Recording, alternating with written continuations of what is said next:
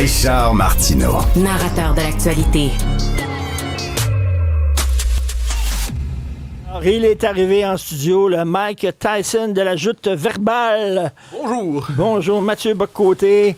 Quand j'ai vu le droit que tu as donné à la mâchoire de Jean-Sébastien Girard hier, j'avais mal. J'ai dit, boy, que ça a dû faire mal. On a entendu craquer, là. Ben, c'est bien malgré moi. Hein. C'est-à-dire que c'est Girard, son nom.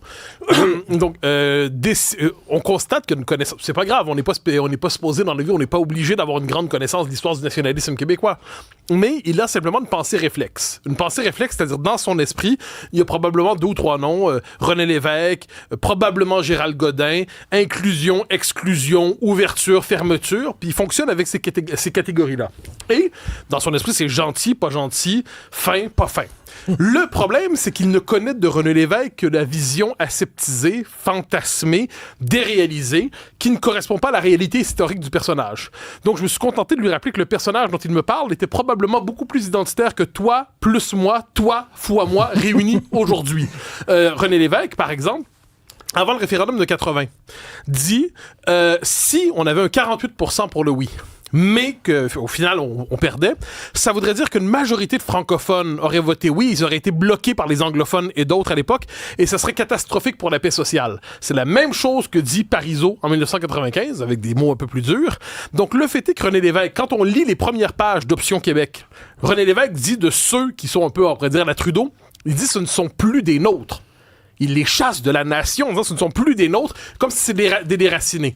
Donc, je dis pas qu'il a raison. Je dis simplement que quand on me dit René Lévesque, comme ça, croyant par là, avec un vocabulaire d'église, me dire « dis pas ça, René Lévesque pense le contraire », je me permets de rappeler qu'il était le René Lévesque historique. Mais je crois que, comment s'appelle-t-il, Girard, était un peu maladroit. Mais tu sais, ça me fait penser, lorsque Folia est mort, on rappelait « Folia », mais c'est drôle, hein, on avait totalement escamoté ce qu'il écrivait sur les immigrants. Notamment son texte « Arrête Madame Foulard ». Arrête Madame Foulard, puis il disait, lorsqu'on est immigrant, puis on arrive dans un pays, tu dis merci, tu fermes ta gueule et tu dis merci, c'est ce qu'il disait, Folia. Mais c'est drôle, hein, on avait oublié ce Folia-là lorsqu'il est mort. Mais c'est que les progressistes, ou tout le moins le bas de gamme progressiste, fabriquent, à partir de personnages historiques réels, fabriquent des espèces de totems symboliques. Et là, donc, il ne faut plus parler du personnage réel, on doit parler du totem refabriqué selon les critères du politiquement correct. Ça fait en sorte que le problème de ce Girard et d'autres, c'est qu'ils fonctionnent dans une forme d'entre-soi. Donc, ils se font des blagues entre eux avec les nouvelles versions du rire en canne qui existent aujourd'hui. Ils se font applaudir quand on leur dit de les applaudir. Bon, ils sont entre eux. Et là, lorsque la contradiction arrive, normalement, ils s'attendent parce que dans leur univers, il suffit de dire inclusion, fermeture, ouverture à l'autre, fermeture. Tout de suite, on comprend que si on ne répète pas les bonnes prières, on passera pour hérétique et on se couche. Mais si on tombe sur quelqu'un qui décortique les prières et explique ce qui se passe, ils sont un peu désarmés. Ensuite, je prends la peine de le dire, dans cet échange hier, qui est un peu singulier, dont on me parle beaucoup aujourd'hui, Guy Lepage était tout à fait courtois. Oh ouais. Ça, je prends la peine de le dire. Guy Lepage est un homme courtois, on peut être en désaccord avec lui, mais il m'a correctement accueilli sur son plateau, il n'a pas été agressif. Stéphane Rousseau s'est excusé. Je prends la peine de le dire. C'est parce que Stéphane Rousseau, d'ailleurs, c'est Sophie Durocher qui avait écrit un texte là-dessus. Elle avait remarqué lorsqu'il avait dit ça.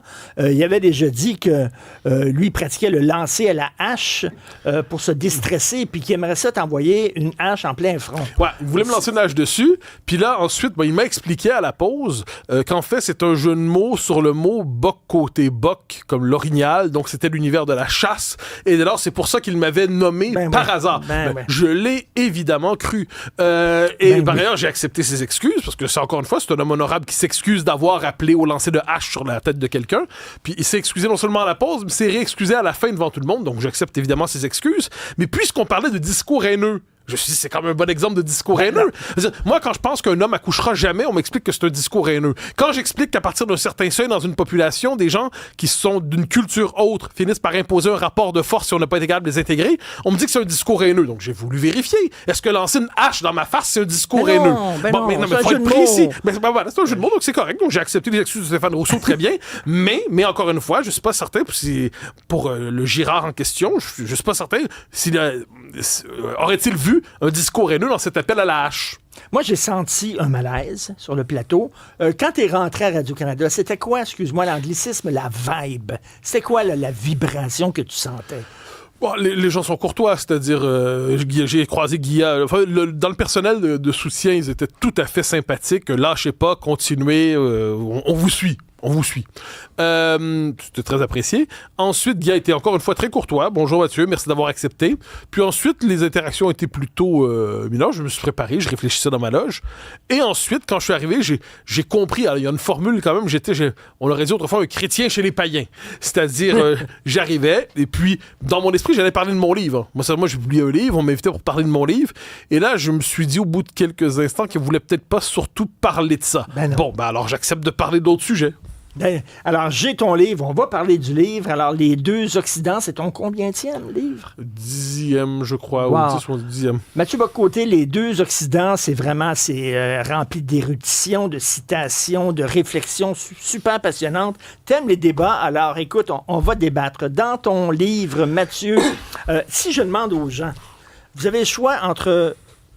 Est-ce que ce sont les États-Unis de Trump ou l'Europe actuelle qui menacent la démocratie? Tout le monde va dire, c'est les États-Unis de Trump menacent la démocratie et l'Europe veut sauver la démocratie. Et toi, tu dis non, c'est l'inverse. Alors, l'Europe menace la démocratie et Trump va sauver la démocratie. Alors, je savais que tu aimais le vin. Mathieu, est-ce que tu as sombré dans l'enfer de la drogue? Non, parce que je ne dis pas que Trump va sauver la démocratie, qu'on s'entende bien. Mais je dis que l'Union européenne, enfin, les élites européistes, donc ça, c'est non seulement les élites des institutions européennes, mais aussi dans chaque pays, terrifiés par Trump qu'ils assimilent à une forme de retour du fascisme, les termes sont nombreux, se donnent le droit aujourd'hui parce qu'ils ont peur qu'il y ait une forme d'épidémie de trumpisme chez eux, d'autant que la vague populiste existe en Europe depuis les années 80-90. Eh bien, les élites européistes ont décidé, globalement, une forme de la technostructure européenne, de verrouiller les institutions démocratiques pour éviter que se reproduise une forme de trumpisme chez eux. Donc, je donne quelques exemples. 2024, au décembre 2024, en Roumanie, il y a une élection, il y a un candidat, Călin Georgescu, j'allais dire bien connu de sa mère, candidat inattendu, mais qui réussit à percer. Il y a des positions qu'on peut condamner, on peut être en désaccord avec lui. Premier tour, il traverse le premier tour, il risque de gagner le deuxième tour de l'élection. Que décide de faire la Cour constitutionnelle roumaine, le Conseil constitutionnel? D'annuler l'élection. On annule l'élection sous prétexte d'ingérence étrangère jamais précisée, de manipulation de comptes TikTok, c'était grossier. Quoi qu'il en soit, on annule une élection dont le résultat déplaît. En Allemagne, il y a un parti qui s'appelle l'AfD. On peut ne pas aimer, mais c'est le principal parti d'opposition aujourd'hui. Il y a au cœur du débat public en Allemagne aujourd'hui l'idée d'interdire ce parti. Donc un parti d'opposition, on ne le bat plus dans les urnes, on l'interdit. En France, plusieurs craignaient en 2021-2022 une victoire soit d'Éric Zemmour, soit de Marine Le Pen. Les deux annonçaient, mais aussi il y avait Michel Barnier qui le proposait, annonçaient un référendum sur l'immigration ou un référendum sur les institutions. Le président de l'équivalent de la Cour suprême, Laurent Fabius, le Conseil constitutionnel, dit qu'il ne croit pas pouvoir tenir ce référendum, globalement, je résume, on va verrouiller à travers la Cour suprême, le Conseil constitutionnel, l'usage du référendum pour rendre votre référendum illégal. Donc, autrement dit, si on veut faire appel au peuple, on va s'arranger pour qu'on ne puisse pas faire appel au peuple. C'est une forme de culture de l'annulation. Pour moi, c'est antidémocratique. Et, dernier exemple qui me vient à l'esprit, en Grande-Bretagne, le fait est qu'aujourd'hui, la police est mise au service d'une forme de police politique pour contrôler les tweets des uns des autres. Alors moi, on s'entend, il y a des gens qui font des tweets atroces, tout ça. Mais souvent, ce qu'on voit aujourd'hui, c'est que la disqualification juridique, la pénalisation du propos, ce qu'ils appellent haineux, dans les faits, ça touche tout ce qui relève de près ou de loin du conservatisme. Donc le fait est que devant la peur suscitée par Trump, on assiste à une forme de verrouillage soviétique de l'Europe occidentale qui m'inquiète. Mais je comprends que Trump, c'est le retour du refoulé, c'est le peuple qui en avait ras-le-bol de se faire mépriser par les élites qui ne les entendaient pas. Je comprends tout ça. Mais tu sais, reste que c'est un gars qui ne respecte pas les institutions, qui a encouragé les imbéciles armés à prendre d'assaut le Capitole, qui a nommé un anti-vax à la tête de la santé publique. Je veux dire, démocratiquement, c'est assez dangereux, ça aussi. Mais je ne me fais pas l'avocat de Donald Trump. Je pense simplement dire qu'il faut comprendre le phénomène Trump au-delà de la caricature qu'on en fait et qu'il nous propose. Donc, le fait est, c'est pour ça que j'ai tout un chapitre dans le livre qui me semble assez important, dirais-je immodestement, qui s'appelle de la contre-révolution en Amérique pour une nouvelle histoire de la droite américaine, où je reviens sur la manière, parce que c'est une question qui me passionne, la manière dont on nous raconte l'histoire de la droite américaine depuis les années 50. Et je montre comment Trump, dans les faits, c'est le point d'aboutissement d'une révolte qui s'est engagée au début des années 90. Au début des années 90, globalement, le mouvement conservateur américain, il s'était donné dans les années 50 un objectif, faire tomber le communisme. Le communisme tombe, la pire chose qui peut arriver à une idéologie, c'est manquer de perdre son ennemi traditionnel.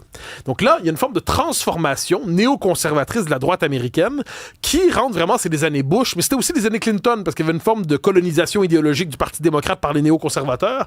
Donc c'était l'idée d'une forme de nation américaine strictement universelle, sans culture particulière, qui allait exporter la démocratie à travers le monde avec ses bombardiers, avec ses missiles, c'est une nation américaine qui renonçait aussi à sa culture.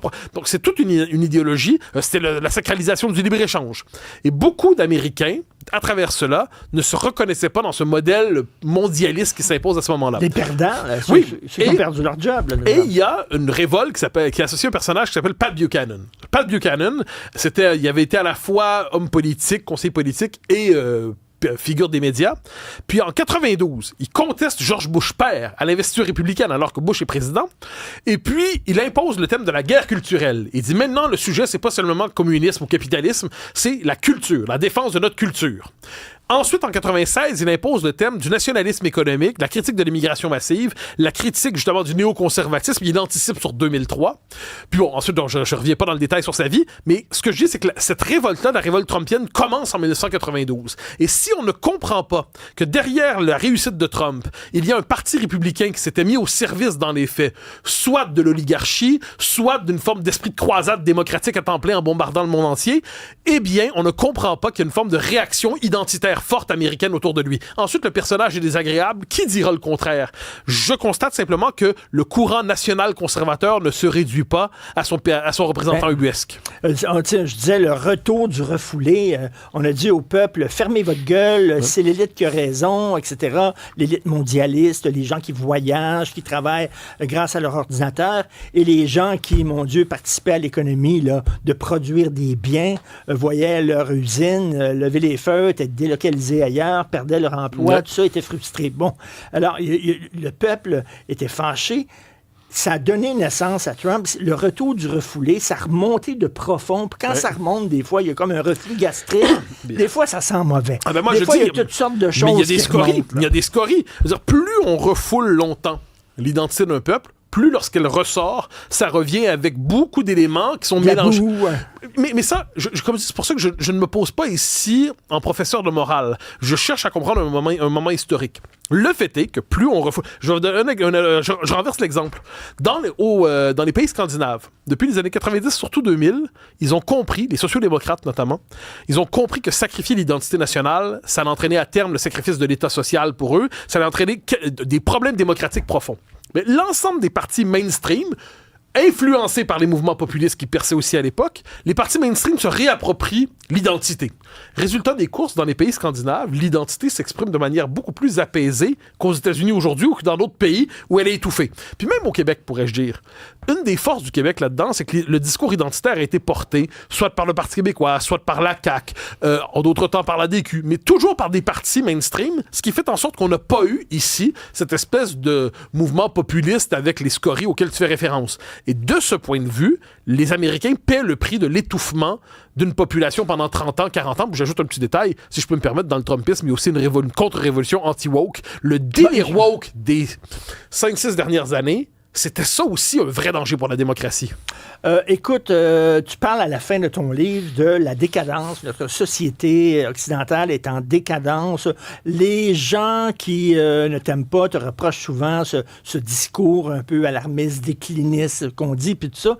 Et tu sais, on a survécu au communisme aux États-Unis, on a survécu à la folie maoïste sur certains campus, on va survivre au wokisme, et la démocratie va passer à travers toutes ces fièvres-là.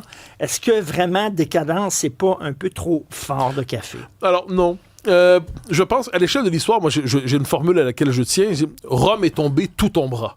Donc, je tiens pour acquis que nos pays, nos civilisations, nos nations vont finir par tomber. C'est inévitable, la chose humaine est ainsi faite. Ensuite, on n'est pas obligé de précipiter la chute. Et par ailleurs, on peut chercher à maintenir vivant, à inscrire dans la durée, parce que ça vaut la peine de transmettre ce patrimoine de civilisation qui est le nôtre. Je pense qu'aujourd'hui, puis je termine le dernier chapitre, c'est la fin du cycle de 1492. C'est-à-dire que 1492, c'est l'expansion européenne, c'est l'Europe qui se place au centre du monde pour le meilleur et pour le pire, mais pas que pour le pire. Et qu'est-ce qu'on voit à partir de là? On voit une civilisation qui réussit, qui porte des progrès immenses pour l'humanité, mais qui avec les dominations qui viennent avec aussi. Il est possible de croire qu'aujourd'hui, le cycle de 1492 soit terminé. On le voit avec la submersion migratoire de l'Europe. C'est quelque chose. C'est-à-dire qu'il y a des territoires qui sont juridiquement en Europe, mais qui ne sont plus culturellement en Europe. On peut le voir aussi avec l'effondrement psychique d'une partie de la jeune génération, qu'on doit noter. C'est-à-dire un effondrement psychique, une espèce de rapport au réel qui n'existe plus. On peut le voir avec la crise, tu me diras ce détail, la crise des finances publiques en France. Il faut voir, il y a un retour, un basculement suicidaire dans une forme de néo-socialisme, parce qu'il y a tellement de catégories de population qui vivent de la dépense publique, qui sont dans l'assistanat, que l'État n'est plus capable de s'extraire de cette dynamique-là. Il y a l'impuissance de l'État complètement paralysée quand il est temps de faire des grandes réformes par tel ou tel corporatisme, tel ou tel lobby, telle ou telle oligarchie. Donc, il arrive à l'histoire que les civilisations passent leur tour, disparaissent. Il m'arrive de craindre que ce soit notre tour. Ça s'intitule « Les deux Occidents ». Et en terminant, tu sais, quand on parlait de culture de l'annihilation, tu as une émission qui est excellente à CNews, en France. Et là, il y a des gens qui voudraient tirer la plug sur ce réseau-là en disant il est trop dangereux. Les gens qui s'expriment à CNews ont des mauvaises idées qui vont corrompre nos jeunes. Donc, ils demandent à ce que CNews soit littéralement retiré des ondes. Alors, tu sais, il y a 30 ans, si on avait annoncé tel gouvernement décide de fermer une chaîne associée à l'opposition, on aurait dit probablement au Tadjikistan. Bon, mais ou dans je ne sais quoi, ou en Biélorussie, pourquoi pas. Bon, avec le dernier régime post-soviétique. Eh bien non, aujourd'hui, en France, des gens disent que CNews dérègle le système médiatique en mettant de l'avant des faits qui devraient être tenus pour secondaires, en permettant l'invitation d'intervenants qui sont jugés sulfureux, trop ci, trop ça. Donc, au final, on est devant une logique classique de censure. Je ne suis pas surpris, ça rentre dans la thèse du livre. Je me désole encore une fois qu'on ne croit plus à la valeur de l'argument contradictoire, on préfère faire taire l'opposant. Il faut lire absolument ça. C'est un livre extrêmement important, brillant, comme tous les livres de Mathieu Bock-Côté. Les deux Occidents. Merci Mathieu. Merci infiniment. Beaucoup. Salut.